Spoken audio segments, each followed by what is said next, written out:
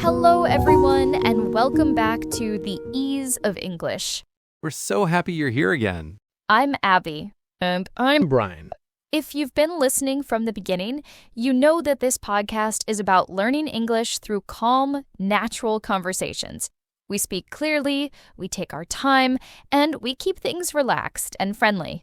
That's right. You don't need to study, take notes, or worry about making mistakes.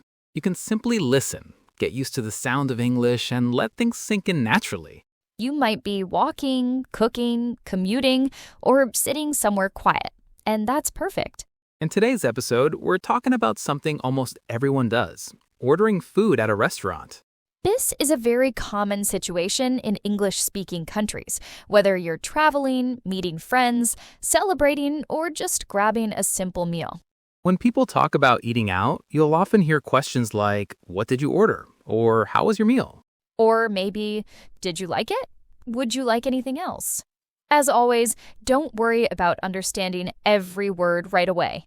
Focus on the main ideas, the rhythm of the conversation, and how people speak naturally in real life. You can always listen again later. For now, just listen. All right, let's begin. So, Brian, did you eat out recently? Yes, actually I did, and it ended up being more of an experience than I expected. Ooh, intriguing already. Where did you go? I went to a small Italian restaurant near my apartment. It's one of those places that looks very simple from the outside, just a narrow door, a small sign, and a couple of plants by the entrance. But when you walk inside, it feels warm and welcoming. That sounds lovely. Cozy rather than fancy. Exactly. Not fancy in a formal way, but very intentional. Soft lighting, brick walls, little candles on each table, and the smell of fresh bread in the air. You could tell it was the kind of place where people linger and enjoy their meal rather than rushing through it. I love restaurants like that. They make you slow down. That's exactly what happened to me. I went by myself on Friday night, which some people might find strange, but I actually really enjoy solo dinner sometimes. It gives me time to think, to observe, and just to be present. A solo dinner. Very reflective of you. I know. I'm becoming a philosophical diner now. Apparently so. So what happened when you arrived? When I walked in, the host greeted me right away. He smiled and said, "Hi, how many people?" I said, "Just one, please." He paused for a second, looked around, and then led me to a small table by the window. Prime seating. Impressive for a single diner. I felt very lucky. I could see the street outside, people walking by, and the light from passing cars. It gave the whole evening a nice atmosphere. And then the server came over, I assume. Yes. Within a minute or two, a server approached with a friendly smile and said, "Can I get you something to drink?" It was one of those standard questions, but the way she said it made me feel relaxed rather than rushed. That's such an important part of dining out, how the staff makes you feel. Absolutely. I ordered sparkling water, which probably doesn't surprise you. Not at all. She set it down gently and said, "Here you go, and feel free to take your time with the menu." I really appreciated that because sometimes servers hover or make you feel like you need to decide immediately. So you didn't already know what you wanted? Not at first. I opened the menu and just kind of sat there, letting my eyes wander. There were pasta dishes, wood-fired pizzas, salads, soups, and a few specials written in small print at the bottom. One of them was a truffle mushroom risotto, which sounded incredible but also very rich. Another was a seafood linguine, but I wasn't sure I wanted something that heavy. So how did you finally decide? I eventually settled on fettuccine with mushrooms. It felt like the perfect balance. Comforting, flavorful, but not overwhelming. I've learned that when I'm dining alone, I tend to choose something familiar rather than experimental. That makes sense. You want reliability, not risk. Exactly. I flagged down the server and said, "I'll have the fettuccine with mushrooms, please." She smiled and said, "Great choice," which immediately made me feel like I had made the right decision. Did you order anything else? Yes, I also asked for a side of garlic bread. I hesitated for a moment, thinking maybe I didn't need it, but then I reminded myself that life is too short to skip garlic bread. I fully support that philosophy. Thank you. I knew you would. So how long did you wait for your food? Not very long, maybe 10 minutes. During that time, I sipped my water, watched people outside, and just enjoyed the quiet. It was surprisingly peaceful. And when the food arrived? The server placed a plate in front of me and said, "Enjoy." The pasta was steaming, coated in a creamy mushroom sauce with little flecks of parsley on top. It looked simple but beautiful. That sounds amazing. It really was. The first bite was rich and warm, and I found myself eating slowly, almost thoughtfully. I didn't want to rush through it. Did you consider dessert? I did. The menu had tiramisu and panna cotta, and I was very tempted. But by the end of the meal, I felt perfectly satisfied, so I decided to skip it. That's impressive self-control. Don't give me too much credit. I was simply too full. Fair enough. All right, what about you, Abby? Have you gone out to eat recently? Yes, and my experience was almost the opposite of yours. How so? I went to a cafe with my friend Sarah on Sunday morning, and it turned into one of those long, slow, leisurely brunches that feels more like a social event than just a meal. So there were probably lines and people everywhere. Exactly. When we arrived, there was already a small crowd outside. People were chatting, scrolling on their phones, sipping coffee from takeaway cups. We put our names down with the host and were told it would be about a 15-minute wait. That already sounds like a different kind of experience.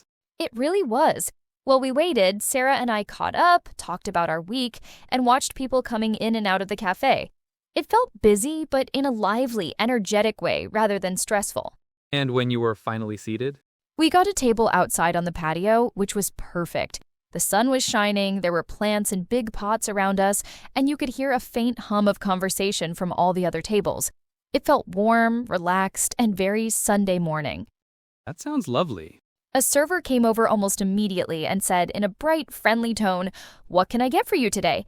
You could tell she was used to talking to lots of people, but she still sounded genuinely pleasant. And what did you order? I ordered avocado toast with eggs. I know, very predictable, but it's my favorite. What can I say? You are fully embracing your brunch identity. I really am. But this version was especially good. The avocado was mashed with a little lemon and salt, the eggs were perfectly cooked, just slightly runny, and there was a light sprinkle of chili flakes and fresh herbs on top. It looked almost too pretty to eat. What about Sarah? She ordered pancakes with berries and a drizzle of maple syrup. When they arrived, they were stacked high, fluffy, and covered in bright red strawberries and blueberries. There was even a little dusting of powdered sugar on top. Did you steal a bite? Of course I did. She cut off a small piece and slid it onto my plate, and it was incredible. Light, sweet, but not overly sugary. It practically melted in my mouth. That's true friendship right there. Absolutely. Food sharing is the highest form of trust. Did you order drinks too? Yes, I got a latte with oat milk, which came in a big, warm mug with a little leaf pattern in the foam. Sarah ordered an iced coffee with a splash of cream. We both took a moment just to appreciate our drinks before even touching the food. So overall, it sounds like the meal was as much about the atmosphere as the food. Exactly. We ended up staying there for almost 2 hours, talking about everything. Work, plans, funny stories, things we'd seen online. The cafe felt like a comfortable place to slow down and connect. So very different from my quiet solo dinner. Totally different, but in a good way. Sometimes I want calm and solitude, and sometimes I want laughter and conversation over coffee. That's a very balanced approach. All right, before we move on, let's do something new that we'll keep doing in future episodes. We're calling this our vocabulary moment. This is where we look back at a few words from our conversation and talk about them together. Not like a textbook, just like two friends unpacking language a little.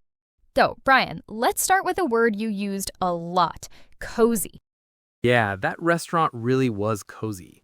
To me, cozy means warm, comfortable, and kind of intimate. Not crowded or stressful, just easy to be in. Right.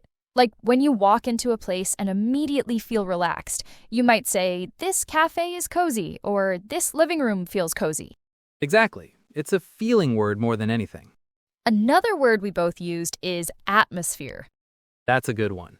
Atmosphere is about the overall mood of a place. The lighting, the noise, how people are behaving, even the smell. Yes, your Italian restaurant had a calm atmosphere, while my cafe had a lively atmosphere. And neither one is better, just different. Exactly. What about the word menu? That's a very practical one. Right. The menu is simply the list of food and drinks you can order. But you'll hear it used in lots of phrases, like, what's on the menu, or can I see the menu? Or even outside of restaurants, like, what's on the menu for dinner tonight? Meaning, what are we going to eat? Good point. Another useful word is order. To order means to ask for food or drink in a restaurant. So you might say, I ordered pasta, or what did you order? And you can also use it in other contexts, like ordering something online. Exactly. Let's add one more word from Abby's story, patio. Oh, yes, that's a good one. A patio is an outdoor seating area, usually with tables and chairs. So when Abby said she sat on the patio, she meant she was outside, but still at the restaurant. And one last one, specials. The dangerous part of the menu. Right. Specials are dishes that are not always on the menu. They're only available that day. Restaurants often write them on a board or say them out loud. So if a server says, let me tell you our specials, that means they're about to tempt you. Exactly. Let's hear those words again together. Cozy, Atmosphere, menu, order, patio. specials. We'll come back to vocabulary moment in future episodes and add more words as we go. In our chat earlier, you heard several very common phrases for ordering food in English. For example, you heard, Can I get you something to drink? what can I get for you today? I'll have the fettuccine, please. These are natural, everyday expressions you'll hear in restaurants all the time. Let's listen to a few key phrases again. Can I get you something to drink? What would you like? I'll have the pasta, please. I'll take the salad. Imagine you're in a restaurant. A server might ask, What would you like to order? You could simply answer, I'll have the chicken, or I'll take the soup. Here are a few more examples you might hear or use. I'd like a coffee, please. I'll have the burger. Could I get water, please? Take a moment and think quietly. What is your favorite thing to order at a restaurant? For our language nuance today, we'll focus on something you'll often hear in restaurants and everyday English. The difference between can you and could you. Both phrases are used to ask someone to do something for you. In most situations, people will understand you perfectly with either one. But could you sounds more polite and softer.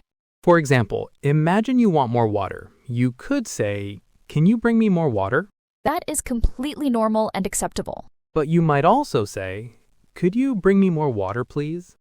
This version feels a bit gentler and more respectful, especially when speaking to someone you don't know well. Here are a few common restaurant examples.